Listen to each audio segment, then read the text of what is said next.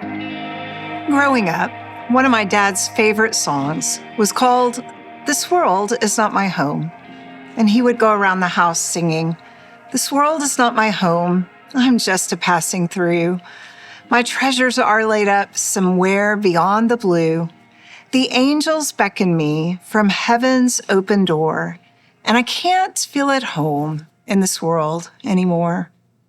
And more than 20 years after my dad truly went home, I can still hear him singing those words. It was in those early years that I began to learn this world has little to offer, and what it does promise is temporary and elusive. But I also remember wrestling with questions like, how do I reconcile that God created this world and placed me in it with the idea that this is not my home? If this world isn't my home, what responsibility do I have to other people? What responsibility do I have to this place? If this isn't my home, then how should I live while I am here? This year, we're going to study the firsthand experiences of the Israelites, who, because of their sin, found themselves passing through a place that God said was not their home. They went into an actual exile, meaning they were forced to leave the homes they had and start all over in a new country and under a new ruler. They would need to find new places to live and new ways to feed themselves. They were going to be dependent on others. In fact, their entire identity as a nation would be at risk. Exile would be new for God's people, and God knew that.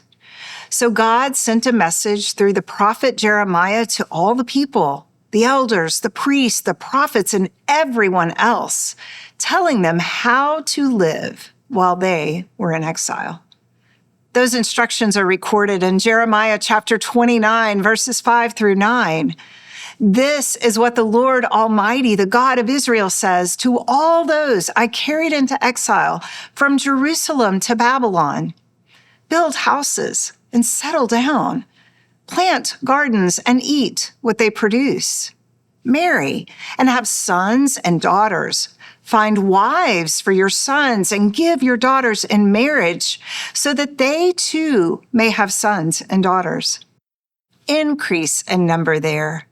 Do not decrease. Also, seek the peace and prosperity of the city to which I have carried you into exile. Pray to the Lord for it, because if it prospers, you too will prosper.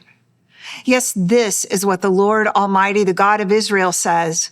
Do not let the prophets and diviners among you deceive you. Do not listen to the dreams you encourage them to have. They are prophesying lies to you in my name. I have not sent them, declares the Lord." Wow. Does anything on that list surprise you? Israelite, you are going into exile for your sin and rebellion. I'm sending you to a place that is not your home. But while you are there, build your houses. Get married and increase in number. Seek the peace and prosperity of the city in which you are living. Pray for the city, because when it prospers, you also will prosper. In other words, make the cities where you live better because you live there. But don't get caught up in the deception of the city. Don't be taken in by false prophets and the false dreams they encourage you to have. Don't get caught up in the way they worship or even begin to embrace the way they think. Don't withdraw from it as if it is completely evil. Instead, establish yourselves and your families and serve your city. Pray for your city and seek the peace and prosperity of the city in which you live. God was telling the Israelites, while you are in exile, build your lives, but build with purpose. And this year, we will study men and women who did just that. Watch for those who were shining examples of obedience as they settled in and served their cities and prayed for their cities and remained faithful to God, even under threat of persecution.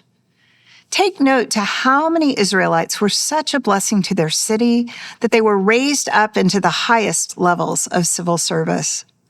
Watch how God's presence remained with them as they remained faithful to him despite the opposition they faced. And pay attention to how God used their obedience to build their lives for his purposes and for the good of his people. This year, through each account, we will see God's extraordinary presence with them in the face of great opposition and persecution. We will see their lives are not that different from ours. God tells them how to live as they enter exile. And when the time comes to return to Israel, those respected Israelites who invested in the peace and prosperity of their cities were granted favor to return to Israel with everything they needed to do God's work. The Lord gave them everything they needed to do the work they were called to do. Aren't we grateful that any time God moves the heart of his people to do his work, he also supplies everything they need? It's a powerful lesson to consider. How they lived while they were in exile was going to matter when it was time to go home. Here we are in the year 2025, more than 2 millennia later, and we share some similarities with the Israelite exiles. We know this is his world, and this is where he has placed us. But that doesn't mean it's our home. This is where we are living for a temporary season. Believers in Jesus Christ live as passers-by, enjoying the reality of the promises God made through Ezekiel. We have a new heart and a new spirit empowering us in our daily lives. We live now as children of God, waiting for the new heavens and the new earth. And God has given us his whole counsel of Scripture to help us know how to build our lives with purpose while we wait. And his instructions to us aren't that different from what he told the Israelites. We also build our houses and make our livelihoods so we can have our daily provision. We are also to increase in number and pray for our cities and seek the peace and prosperity of the cities in which we live. And while we wait for the home Jesus is preparing for us, we are to build our lives with purpose now. Over the last few years, I have given you small steps to take on BSF's journey to become the most accessible, in-depth Bible study on the planet. And you are doing an amazing job of remaining curious, of remaining faithful as you trust your circumstances are central to your call, of embracing the opportunities to make Jesus known. Last year, I introduced BSF's long-term vision to come together as one global community to advance his word, mobilize his people, and impact his world. And as we step into the exile and return study, I want to share with you what it could look like around the world for BSFers to come together and build with purpose. Even as I share these stories, it reminds me of the way the men and women in Nehemiah's day came together to rebuild the wall of Jerusalem. You see, each family or each group had a section of the wall or the gate they were responsible for, and they worked independently on those sections for the wall to come together. We work in our own classes, our own areas, and our own region. We work through in-person and online experiences. But when you put that work together, each group, each class, each region, we can build with purpose and impact his world. What will building with purpose look like for BSF this year? How can you join us? We build with purpose as we advance His word, mobilize His people, and impact His world. God is advancing His word through BSF. We thank God that He has allowed Bible Study Fellowship to reach a new level of people impacted in a single study year. The Revelation study has more than 500,000 men, women, and children studying God's word. And 68,000 of those are children. And for the first time in the history of the ministry, we had more members and BSF students than BSF kids. We thank God. And we don't take the stewardship of all of those men, women, and children lightly. We have visited classes this year where we have seen leaders' meetings where the passage and the doctrine are thoughtfully woven through the whole training, resulting in an impactful and memorable leaders' meeting and class day. We have heard lectures filled with clear teaching and foundational truths that are given, not read. We have heard application questions that hit home with their members and with us as we have traveled around. And there are some places where vibrant conversational discussion groups talking about the passage are happening every single week. We have seen interactive learning in our student program. And where we see these things come together, we are seeing God advance His word. Where we see these things come together, we are seeing men, women, and children are learning to think biblically and live differently. We are advancing His word outside of the traditional class model through trained BSF leaders who are seeing and seizing opportunities to bring BSF into new environments. We have schools in Hong Kong and India who have trained leaders. They go to a leaders meeting every week, and then they go into that school to teach the BSF lesson. We have satellite groups from Poland to Vancouver to the slums in Nicaragua. We have BSF meeting in workplaces around the world. And it is noteworthy that finding leaders with a missional mindset has come more easily than you might expect. God is advancing His word through BSF leaders who have chosen to build their lives, but build with purpose. Each individual story of people doing their part right where God has placed them, the daily work, the weekly work, the yearly commitments, are bigger than just our individual stories. They come together to make a greater impact than any one of us can imagine. God is advancing His word to hundreds of thousands of people in hundreds of countries around the world. And we get to be a part of it. God has invited us to build our lives, but to build with purpose as we advance His word and as we mobilize His people. BSF is not just a Bible study. We teach and we train leaders with a vision to mobilize every BSF leader and member for God's service all over the world. I am thrilled to tell you that BSF had more than 56,000 leaders raised up to serve during the Revelation study year. Imagine 56,000 men and women around the globe being trained and mobilized for service each and every week. I know of no other statistic like this one, and we don't take this privilege lightly.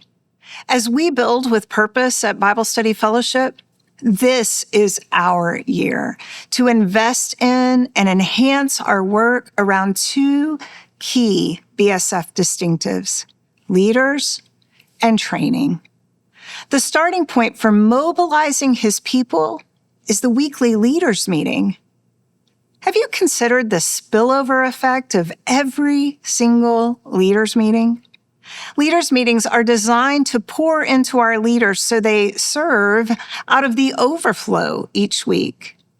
I used to picture a leaders meeting like a pitcher of water being poured into a glass, and the spillover effect was where the leader served. But now I have realized I was thinking too small. A leaders' meeting is more like a waterfall that spills over onto all of our leaders, but it does more than just fill up the leaders. If you've ever been to Niagara Falls or Victoria Falls, you know that as the water gushes over the falls, the spillover or spray effect is surprising. Leaders' meetings can be small trickles, or they can be Niagara Falls. And just like a waterfall sprays water on all in its reach, a BSF leaders meeting can have a spillover impact on not just the leader and not just the group member, but on every person those leaders and group members interact with. Have you considered that every single leaders meeting is a mobilization opportunity? As we take intentional steps forward towards mobilizing his people, this year, we plan to bring clarity and alignment to leaders' meetings in every BSF model. We want to bring more robust doctrine talks and discussion around doctrine, regular homiletics training, enhanced weekly passage and discussion training.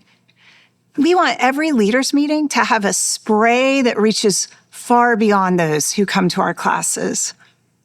So as you are doing the weekly mobilization work, we are already preparing to support you in greater mobilization efforts to come. WordGo version 2 is one of those efforts. It's an easy tool that we can put into the hands of every member with the material and the training they need to be mobilized to a community of people that won't or can't come to BSF. We've also hired a new staff member, Dr. Chip Dickens, and his title is Church and Community Engagement Officer. Chip has served as both a pastor and a seminary professor. He has trained pastors and ministry leaders around the world, and he will be helping to support our host churches in a more intentional and relational ways. But he will also be architecting the work to go after new communities in the future. There is so much more to come. You see, we at BSF are not just about building into people. We are about sending people out. We wholeheartedly believe that each one of you has been raised up and positioned by God for such a time as this. We see the ways you are building into your lives, but building with purpose. Now, you may only see what is happening in your part of the world, but as we put our individual stories together, what we see is that God is mobilizing his people around the world. We build with purpose because we want to join in the Great Commission by advancing his word and mobilizing his people. And as we do that, we get to be some small, tiny part of impacting his world. I am thrilled to tell you that God has allowed Bible Study Fellowship to reach people in almost every country around the world. Only God could do that. And he did it through COVID. I want to share with you some amazing ways that God is allowing BSF to be a part of impacting his world. In addition to our 56,000 class leaders, God is raising up a new kind of volunteer for Bible Study Fellowship. We now have a team of volunteer software engineers that are coming alongside the ministry to provide top-notch technological work for BSF. And as they do that, we are taking a twofold approach to our technology. We have a team working to improve the technology you use every day through MyBSF. But we also have another team preparing for our future technological needs. WordGo version 2 is a great example of the work they are doing. We are also raising up volunteers to help connect certain language groups around the world through BSF. We have volunteer translators. We have an incredible team of leader and member support volunteers around the world to help address technology questions in real time. If you are interested in volunteering with BSF, work with your class staff or area personnel. Let them know.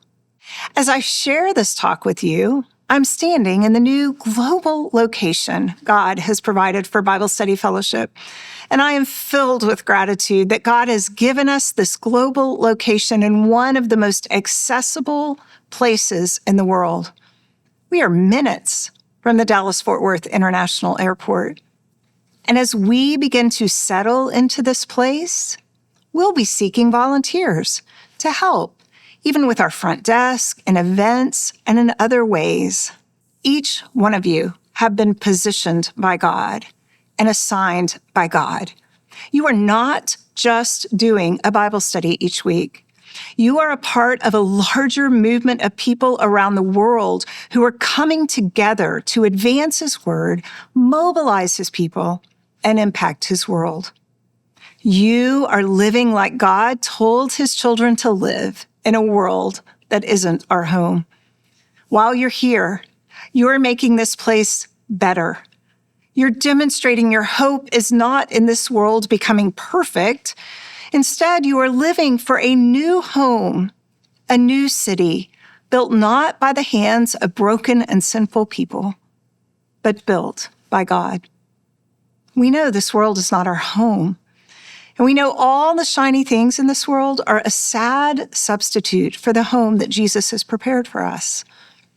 And the reason we build with purpose is because we don't want anyone to settle for this world as their home.